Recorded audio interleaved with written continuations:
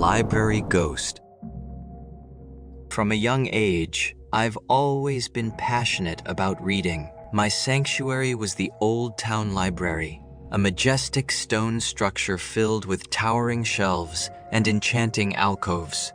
I reveled in its antiquated aroma and the serenity it offered, allowing me to dive deep into countless literary adventures. On an ordinary day, as I roamed its corridors, I stumbled upon a section I'd never seen before.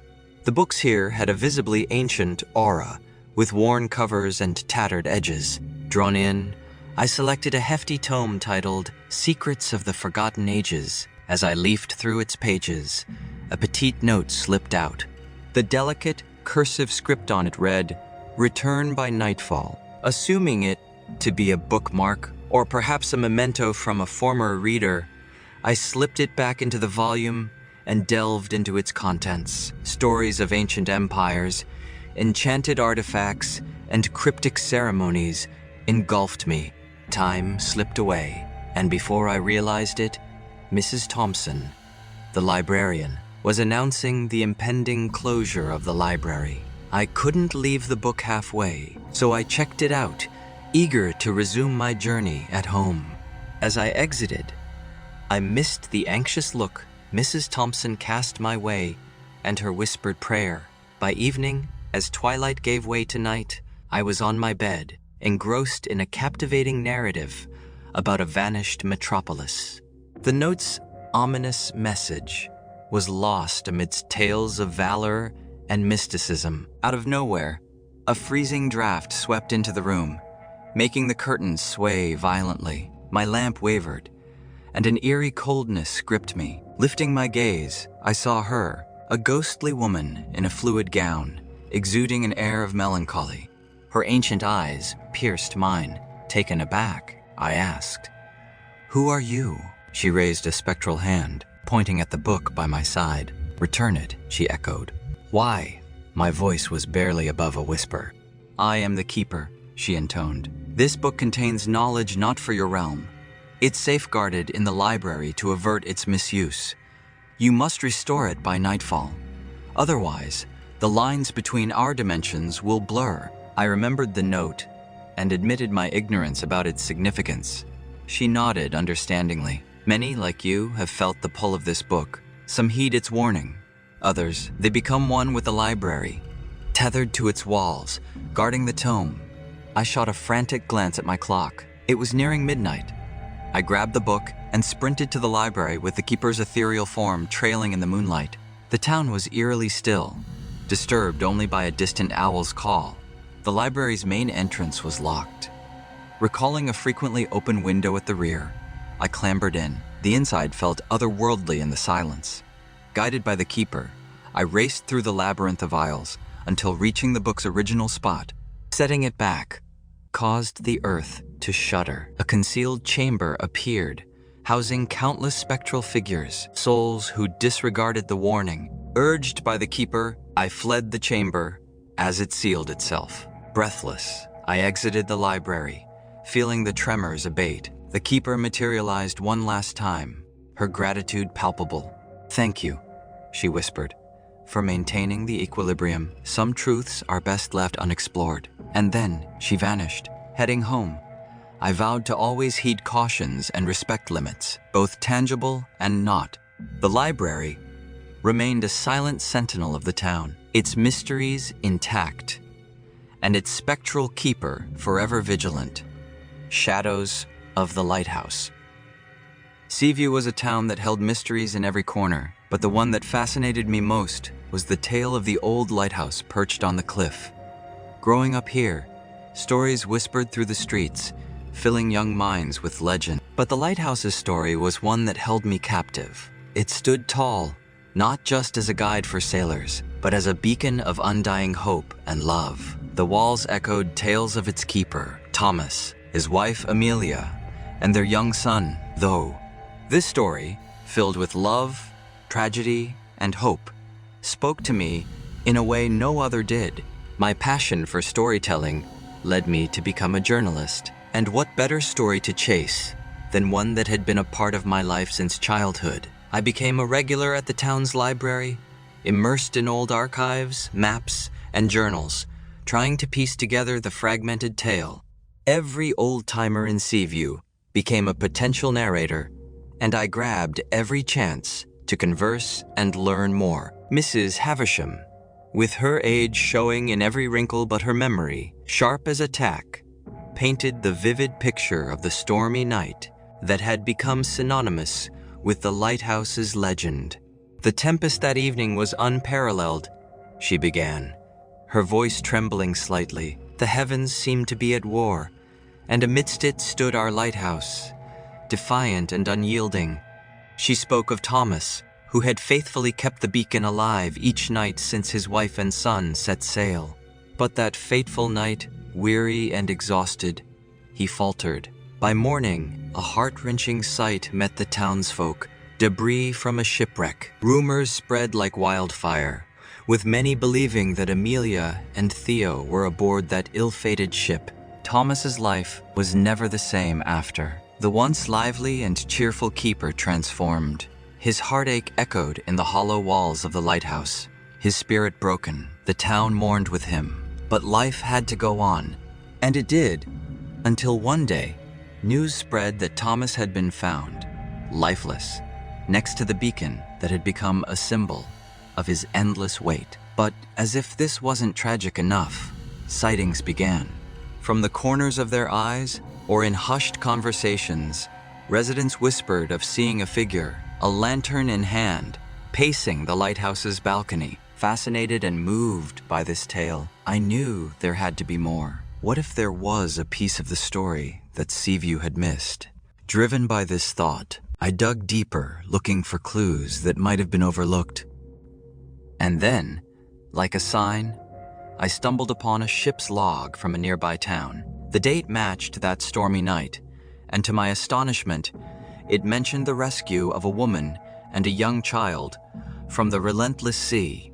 My heart raced, hope kindling. Could it be? Were Amelia and Theo still alive? Following the lead from the ship's log, I traveled to the neighboring town. My quest led me to an old residence, its wooden door creaking as I knocked hesitantly. What met my eyes next was something I hadn't dared to hope for. An elderly Amelia, with Theo by her side, now a grown man. The reunion was emotional, even for an outsider like me. Through tears and hushed voices, they told me of that treacherous night, their miraculous rescue, and the painful twist of fate that followed. They had tried returning to Seaview, but were informed of Thomas's heartbreaking end. Unable to bear the weight of that loss, they had chosen to live away, their hearts forever marred by grief, with a story far more profound than I had ever imagined. I felt a pull, a need to revisit the lighthouse that had started it all.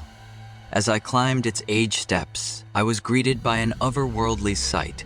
Thomas's spectral figure stood there, gazing endlessly at the horizon. Swallowing my fear, I approached him, relaying my discovery, my voice filled with hope. The spirit, while silent, exuded an aura of sorrow, understanding, and longing. An idea formed. The next evening, as the last rays of the sun painted the sky, Amelia and Theo, hand in hand, climbed the lighthouse's spiral staircase.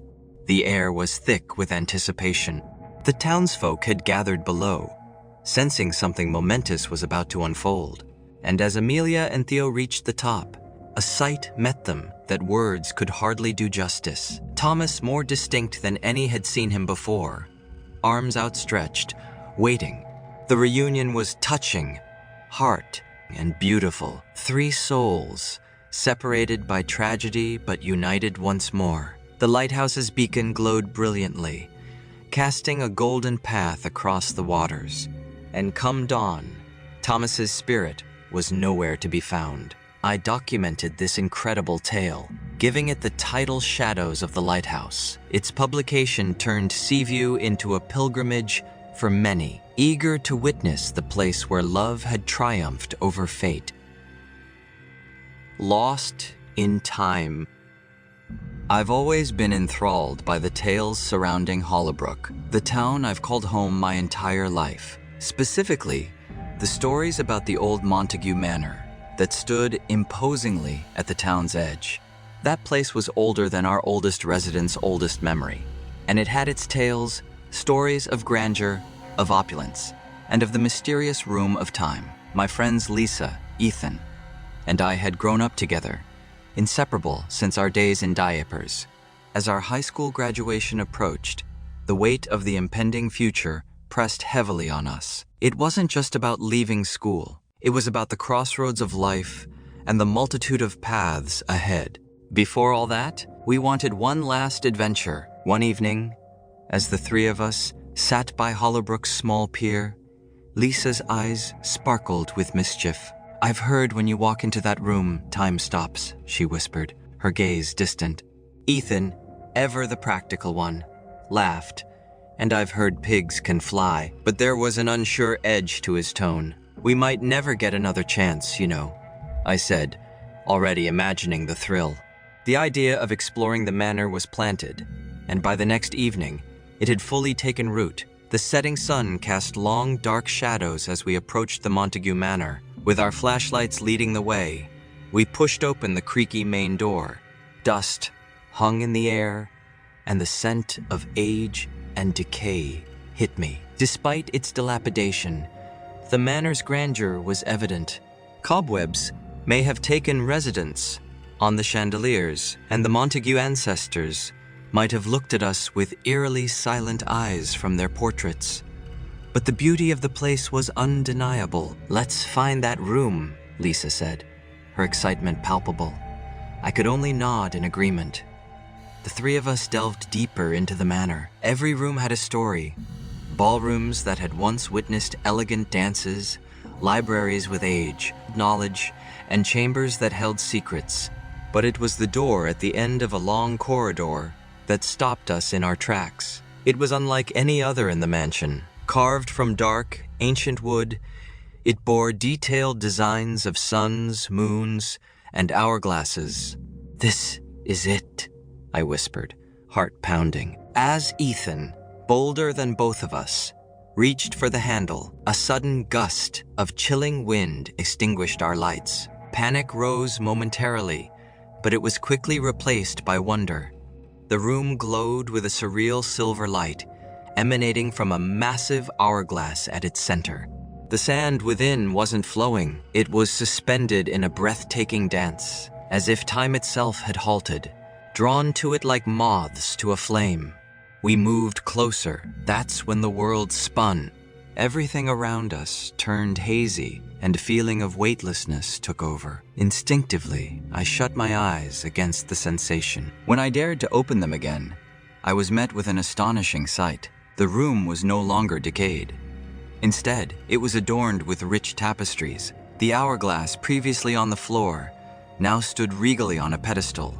The three of us exchanged bewildered glances before stepping outside. The change wasn't limited to that room. The entire manor was alive, echoing with voices, laughter, and music. Servants in old-fashioned attire hurried about, and outside, the gardens were lush and vibrant. "Did we time travel?" Ethan's voice was barely above a whisper, his usual skepticism replaced by sheer wonder. Before any of us could answer, a stern man approached, demanding our business. Lisa, thinking on her feet, claimed we were visitors. To our surprise, he seemed to accept this and ushered us to a grand ballroom. With music playing and couples dancing in period attire, it felt like we had been transported into a fairy tale. Although the initial shock had subsided, our modern clothing drew curious glances, but instead of questions, we received appreciative nods, as if our outfits were some avant-garde fashion from London. As the night wore on, dancing with aristocrats and indulging in the festivities of another era couldn't help but feel a growing unease. The enchantment of the evening was undeniable, but we couldn't stay in this time forever. "We need to find our way back," I whispered to Lisa and Ethan as the clock ominously neared midnight. With haste, we made our way back to the room of time. hoping that the hourglass would have the answer. But how could we reverse what had happened? Lisa, recalling the gust of wind that seemed to instigate our journey, suggested maybe it's the wind of time. With no better plan in mind, we threw open the windows. As the wind rushed in, the familiar sensation of vertigo engulfed us. Emerging from the room, relief flooded over me as I saw the manor in its dilapidated state. But that relief was short-lived. Once outside, it became clear that Hollowbrook had changed dramatically. The quaint pier was now part of a bustling port, and towering buildings dominated the horizon. Approaching a passerby, I mustered the courage to ask, "What's the date today?" The man looked at us strangely before answering. "It's May 5th, 2150. The realization hit hard. We were not in our time. Desperation drove us back to the room of time. Time after time, we tried to return home, only to find ourselves in different eras. We were witnesses to wars, technological marvels, and entirely new worlds. With every jump, our bond was tested, and the thrill of adventure slowly began to wane, replaced by a haunting dread. The Room of Time had given us an incredible gift, but it was also our curse. We were lost, and as the years went by, our tale became a part of Hollowbrook's lore, a story of 3 friends who vanished, lost to time itself.